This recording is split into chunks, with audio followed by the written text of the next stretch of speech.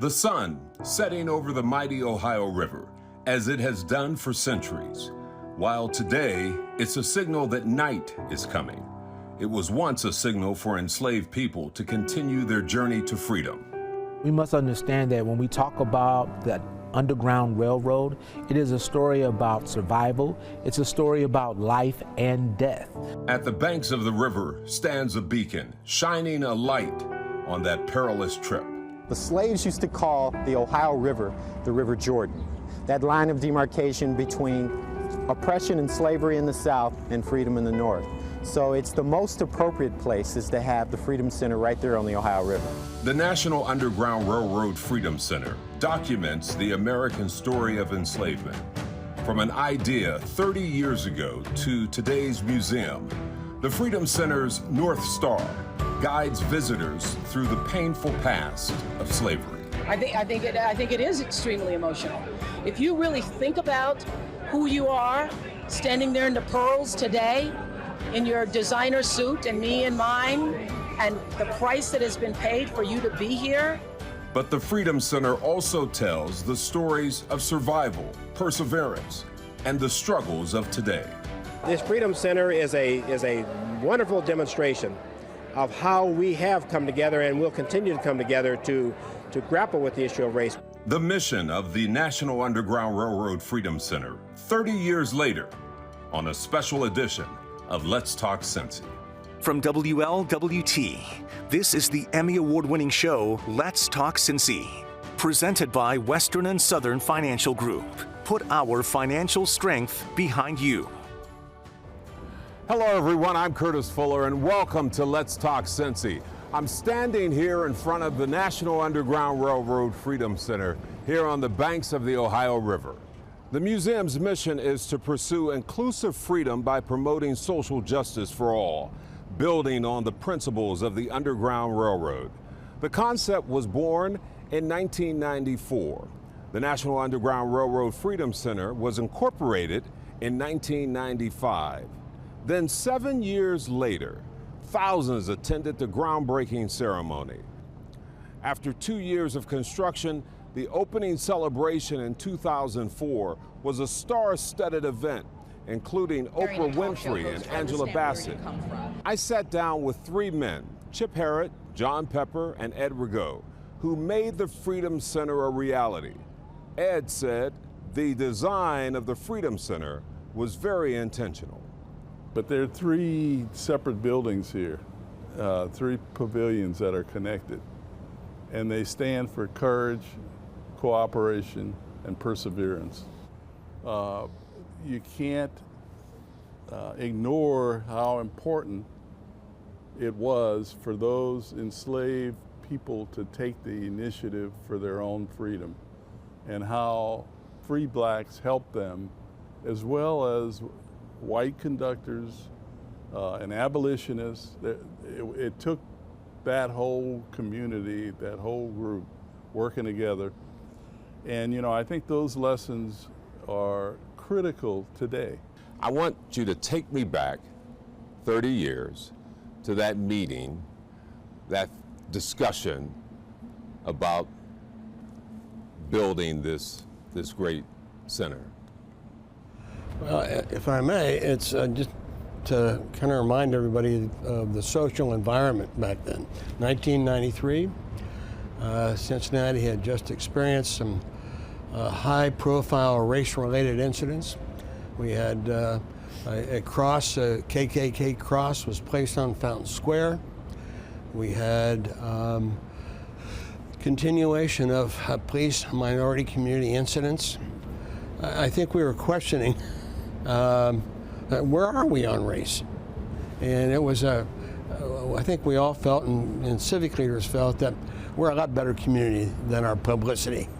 And we need to show that. The National Conference of Christians and Jews was about ready to observe its 50th anniversary in '94. And the NCCJ board, a marvelous group of very committed civic leaders, instead of capitalizing on the occasion, wanted to give something back to the community. So we had some meetings. Ed was involved in some of those meetings. Came up with the idea of the Freedom Center, and that was really prompted by reflecting on when Cincinnati assumed the moral high ground on race. And it wasn't the community at large, it was individual Cincinnatians. Telling the story of slavery is not an easy story to tell. It's a very difficult one, in fact. And we did see pushback, if you will, from the community. Share with me your memories of how you were able to navigate that challenge. Pushback's inevitable. There's no surprise. We're having pushback right now on diversity and inclusion. We had it then. You just have to push ahead. If you believe in it, you just keep going. Don't stop if you believe in it. Keep listening, see if there's something you need to learn, but don't stop. Well, I think, if I may add this point, one of the first commitments we made was to tell an authentic history. And the lessons history has to teach, which show us at our best and also at our worst. And I thought and believed deeply that the Freedom Center and the story of the Underground Railroad would be a piece of history which showed how people who were different would come together, defying often laws, some interpretations of religion, to help one another, not even knowing one another, at the risk of their lives. That was an inspiring story to me. I pose this question, how has it been able to sustain itself? What has kept it going? Well, for me, I think the key thing that's kept me going, and I think the staff who's part of this, they're the ones that make this happen every day. Not me, not our board members. It has been the continued playback from people who have visited the Freedom Center that it has altered their view of life, altered their view of the history, which they did not know, but maybe even more important, how much work there is to be done and their personal commitment to make a difference in that work. A final thought, Ed? Well, I think we've just begun. It's 30 years, yeah, but it really is the beginning of the impact that this institution can have on American society. You know, we're living in a time when we see the importance of that more than ever. And I think what has to be done is we have to light the flame, that eternal flame, again, in the hearts of those who would visit here and be encouraged and be activated to bring about the kind of changes that we know this country really wants and needs. Thank you, and thank you for being a part of this. Thank you. We'll be back in a moment.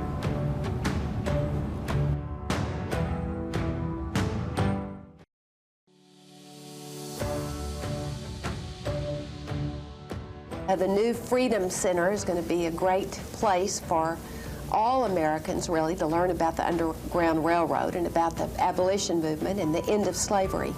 But it's also going to be a really good place for us to remind ourselves about how important equality is and justice under the law and all the things that the civil rights movement worked for in the last century.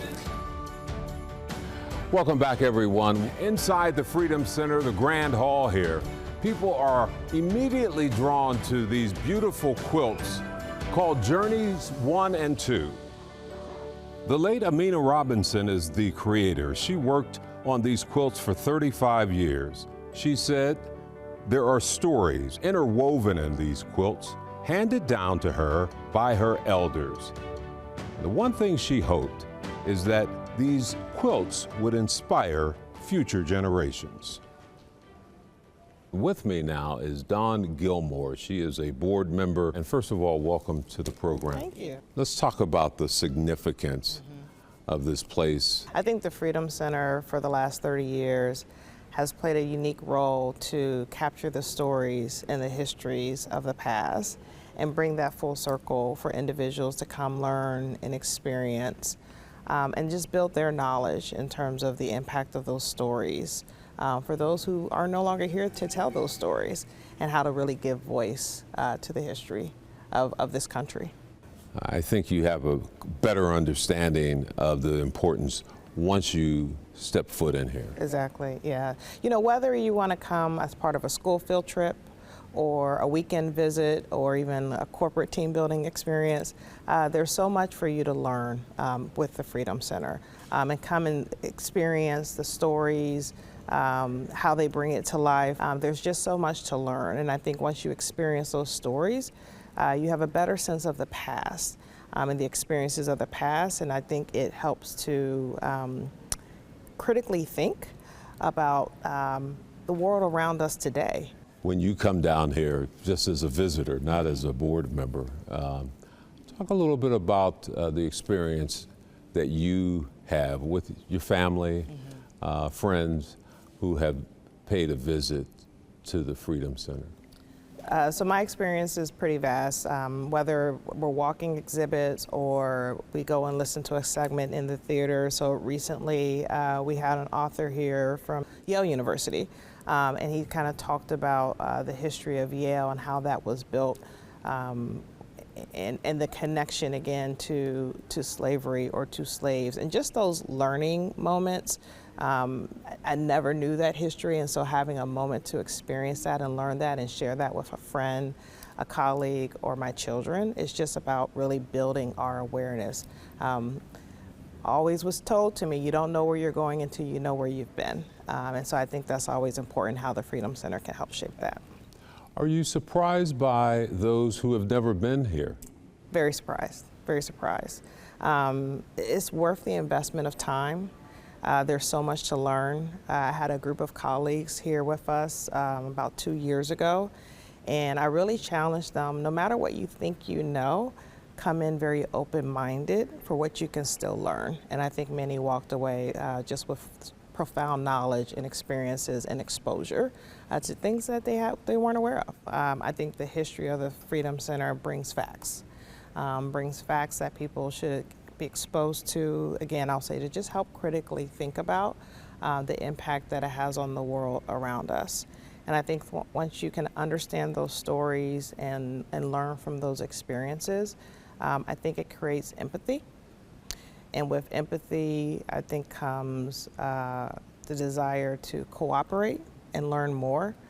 And when we think about cooperation and impact, I think it helps unite us all a little bit differently. As a board, you guys are focused on sustaining this great institution. I love the Freedom Center's concept of ambassadors or conductors, if you will, that kind of help continue to carry that voice, carry that message, build that awareness beyond just what's in the four walls here. And that's really what the Freedom Center was, the Underground Railroad was about, right? The champions across the network, across the country, that all rallied around that cry and that call. And we'll be back in a moment.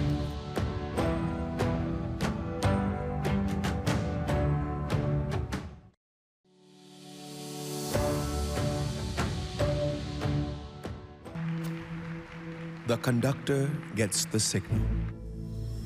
A spark alights. Passengers follow the flame, hand on hand, a quick word, a deadly fright.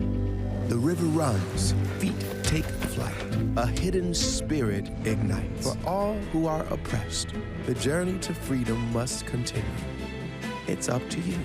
Will you sit back, look away, hands at your side, or will you stand up, get engaged, get involved, be the conductor, carry the light? So Woody, the big event is coming up in the end of September. Well, the preparation is taking a lot of work. When we postponed, we decided that we wanted to make it bigger and better. And so we basically decided that we wanted to add more talent in terms of entertainers, national, global entertainers to the program to help us tell the stories of these honorees. and that is taking a little more time than we originally thought. But we've got some great people coming in. And the important thing about this is that these people who are coming in are people who are committed to social action.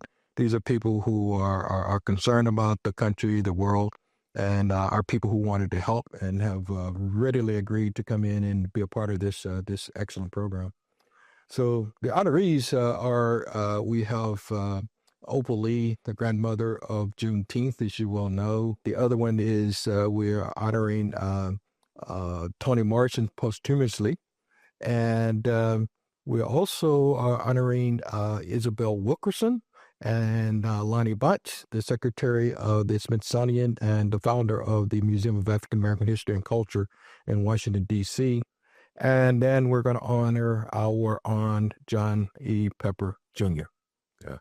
And talk a little bit about John in particular, because when we think of the Freedom Center, his role in making this all a reality is so significant. John played a critical role in the founding of the Freedom Center from the time that the inception and the idea became a real possibility.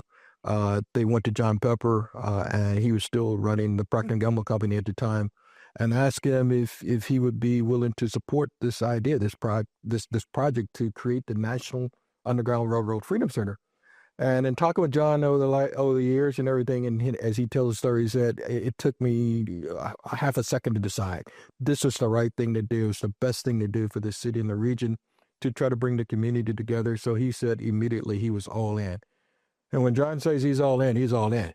He and Ed Rigaud traveled the country, traveled all over the place to tell the story about this project that is called the National Underground Railroad Freedom Center. But, he just put all of his personal energy, not only him, but his wife, Francie, was right behind him. And he really connected us to the country on this particular project. And also from a financial standpoint, that he has been all in from a financial standpoint. So John has done so much. It's just no way that we can really recognize him and share the appreciation for all he's done for the Freedom Center. We see people from all over the country and indeed from all over the world. We do about 2 or 3 groups from the World Affairs Council, who basically comes in, bring people in, significant leaders from these new countries, Brazil, UK, Africa, Ghana, places like that. They come in and they want to really kind of spend some time to really learn about the Underground Railroad. They want to learn about civil rights, the civil rights struggle in the United States, and anything they can learn about that and take it back to their home countries to try to make their communities better. So we see people not only physically from around the world and around the country, but also we get donations from outside, significant donations from outside of the city itself. And the donations range, from, $50, $20 to $5, $1, whatever case might be. Every dollar is important, all the way up to significant donations where people really support the mission of the Freedom Center. We'll be back in a moment.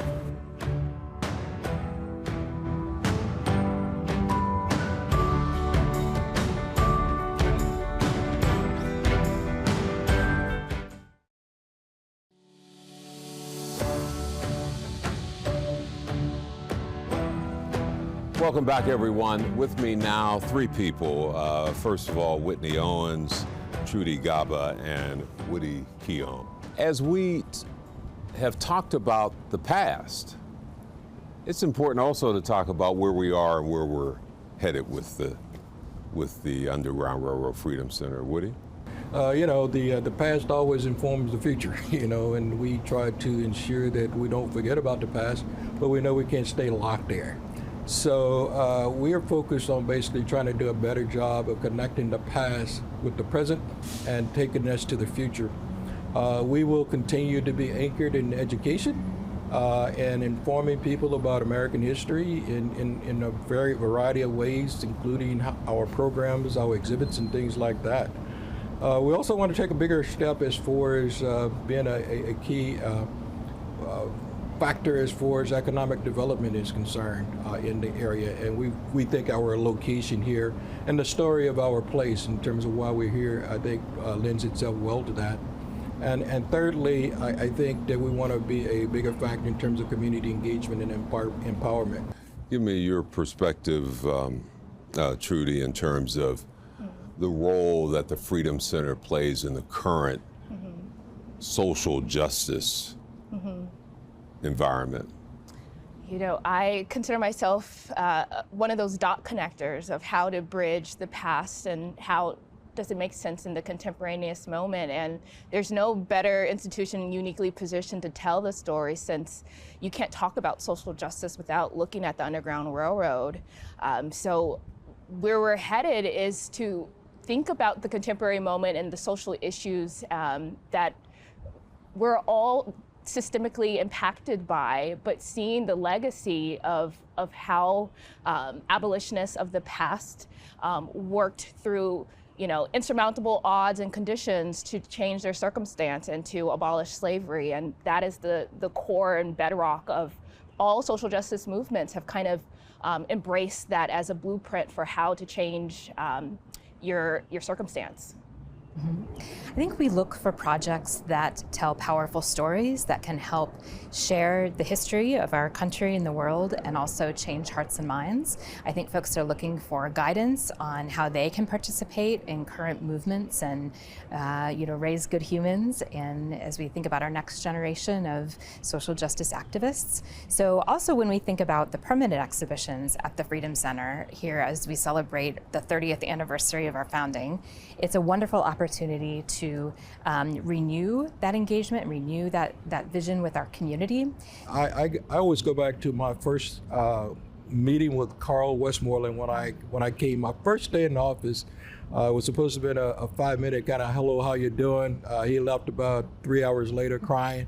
But what he told me, he said, Woody, this is about understanding the past, helping others understand the past, so that we can make a better world for everybody else. That's what it's all. Don't ever forget that. It's about making the world better for everybody else. So all we're looking to do is to really kind of look at our Constitution and say, what we're trying to do is to ensure that this Constitution, we the people, are working on behalf of everybody to ensure that we have equity, inclusion, and equality and belonging for everybody, and make the community and the world better. Carl Westmoreland would be proud of this 30th anniversary moment. Absolutely. Well, that does it for the program today. Thanks for joining us. I'm Curtis Fuller. I'll see you next time for another edition of Let's Talk Cincy.